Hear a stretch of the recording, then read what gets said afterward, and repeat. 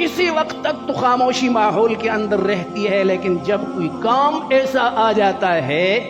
کہ وہاں گھر کا پورا ماحول ایک طرف ہے اور وہ تنہا ایک طرف ہوتا ہے، دوسرے طرف ہوتا ہے، تو نتیجہ یہ ہوتا ہے آج کے معاشرے میں کہ وہ بیچارہ نیک جو ہوتا ہے نا، وہ بھی ہتھیار پھینک دیتا ہے،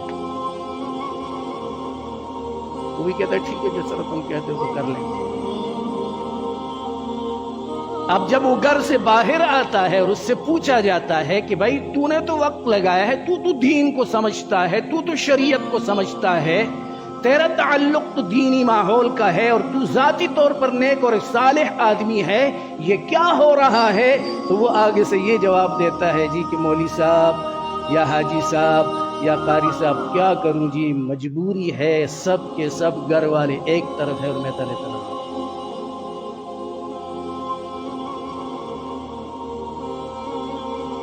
مگر حضرت ابراہیم علیہ السلام ایسے نہیں تھے۔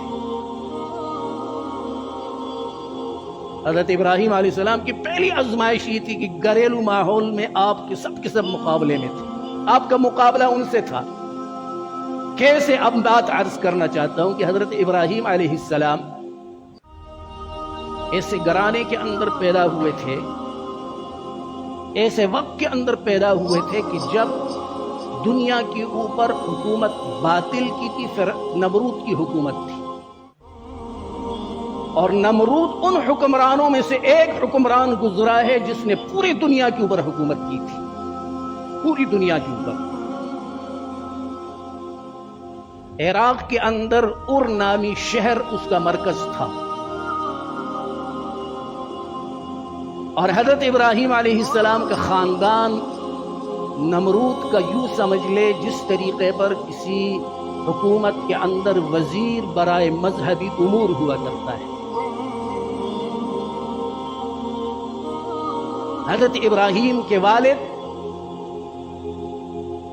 بت ساز بھی تھے، بت تراش بھی تھے، بت پرست بھی تھے، یعنی صرف بت پرستی نہیں کر رہے تھے، بت سازی کا عمل بھی تھا، بت تراشی کا عمل بھی تھا، اور بت کیا نام ہے صنعت بت سازی کی تھی، بتوں کو بنایا کرتے تھے، بتوں کو فروخت کیا کرتے تھے، بتوں کی پوجا پاٹ کی کیا ہے ان کی عبادت کی دعوت دیا کرتے تھے۔ یہ کام تھا حضرت ابراہیم علیہ السلام کے باپ کا، اور اس شہر کا عام آدمی نہیں تھے حضرت ابراہیم کے والد۔ جیسے میں نے کہا کہ نمرود کی حکومت میں باقاعدہ وزیر اور مشیر کے عہدے کے اوپر فائز تھے۔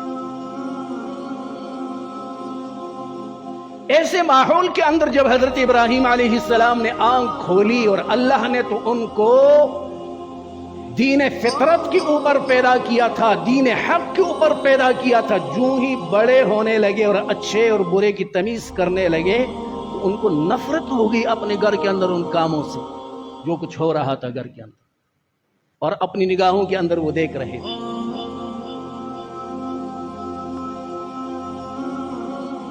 جب تک نبوت نہیں ملی تھی تو ان کو تو کسی درجے میں برداشت بھی کرتے رہے اور کسی درجے میں توہین بھی کرتے رہے۔ مثلا کہ والد نے کبھی کبھار کہہ دیا کہ بیٹا جاؤ ان بتوں کو لے چلو مارکیٹ میں فروخت کرو، وہ لے گئے فروخت کرنے کے لیے مارکیٹ میں، لیکن نعرہ کیا لگایا کرتے تھے، آواز کیا لگایا کرے، اس کے اندر غور کرنے کی فکر کرنے کی کیا ہے ضرورت ہے۔ فرمایا کرتے تھے کہ لوگوں مجھ سے وہ چیزیں خرید لو جو تمہیں مشکل میں بھی کام نہ آئیں، جو تمہاری حاجت روائی بھی نہ کر سکیں، تمہاری ضروریات بھی پوری نہ کر سکیں۔ تم اگر پریشانیوں کے اندر مبتلا ہو جاؤ، تمہیں پریشانی کے اندر بھی کام نہ آئے، تمہاری ضرورتیں اگر ہو تمہاری ضرورت بھی پوری نہ کر سکیں، جو بے نفع ہے، بے مقصد ہے، کسی کام کے نہیں ہے، وہ چیزیں مجھ سے خرید لو۔ اب مارکیٹ میں فروخت کرنے والا آدمی جب ہوتا ہے تو وہ نکمی سی چیز بھی جب فروخت کرتا ہے تو اس کی تعریفیں کرتا ہے، اور تعریفوں کی پل باندھتا ہے، اور جھوٹے تعریفیں بھی کرتے تاکہ چیز بک جائے مارکیٹ میں۔ اور جب ایک چیز کی آپ مذمت بیان کریں گے، اس کی خامیاں بیان کریں گے، اس کے نقائص بیان کریں گے، اس کی خوبی بیان کوئی بھی نہیں کریں گے، ظاہر ہے کون لے گا؟ جہاں کہیں گزرتے تھے پانی آ جایا کرتا تھا، حضرت ابراہیم علیہ السلام پانی پینے کے لیے خود رک جایا کرتے تھے، تو وہ جو پاس بت ہوا کرتے تھے نا، تو ان کو بھی سر سے پکڑ کر پانی کے اندر ان کا سر ڈبوتے تھے اور کہا کرتے تھے میں نے تو پانی پی لیا ہے، پیاس اپنی بجھا لی ہے، تم بھی پی لو۔ یہ ایک توہینی تخفیف والا طریقہ کار تھا ان کے ساتھ، تم بھی پی لو۔ اب انہوں نے کہاں پانی پینا ہے، یا کون سی انہوں نے بات کرنی، یا کون سے ان کو پیاس لگی ہوئی تھی۔ شام کو گھر واپس آتے تھے تو جو چیزیں جیسی لی ہوئی ہوتی تھی واپس پھر کر دیتے اور اپنے باپ سے کہتے تھے کہ دن بھر میں نے تو محنت کی، آوازیں لگائیں، لیکن ابو جان کوئی بھی آدمی ان کو خریدنے کے لیے تیار نہ ہوا، لہذا واپس لے آیا۔